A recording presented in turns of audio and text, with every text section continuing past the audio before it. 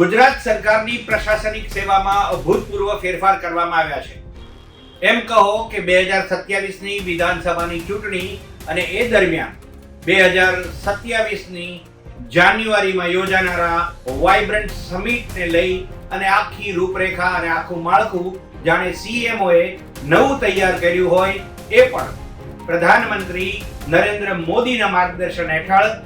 ત્યારે પ્રશાસનિક ફેરફારમાં 26 જેટલા આઈએએસની સાગમટે બદલી કરવામાં આવી. આ બદલીનો ઘાણ ઉતરે એ પહેલા મુખ્યમંત્રી ભૂપેન્દ્ર પટેલ 2 થી 3 વખત વડાપ્રધાન મોદીને રૂબરૂ મળ્યા હતા અને તેમનું માર્ગદર્શન મેળવ્યું હતું. સૌથી મોટા ફેરફાર એ કે કોમનવેલ્થ ગેમ્સ 2030માં જેની તૈયારી કરી રહ્યા હતા તેવા અશ્વિની કુમારને યુવક સેવા અને સાંસ્કૃતિક પ્રવૃત્તિઓ અને રમતગમત વિભાગમાંથી ખસેડવામાં આવ્યા છે.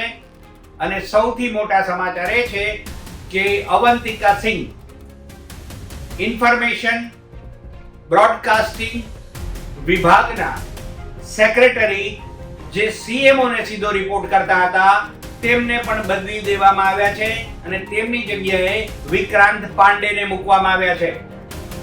અશ્વિની કુમારની જગ્યાએ યુવક સેવા અને સાંસ્કૃતિક પ્રવૃત્તિઓ વિભાગમાં ડોક્ટર રાહુલ ગુપ્તાની નિમણૂક કરવામાં આવી છે.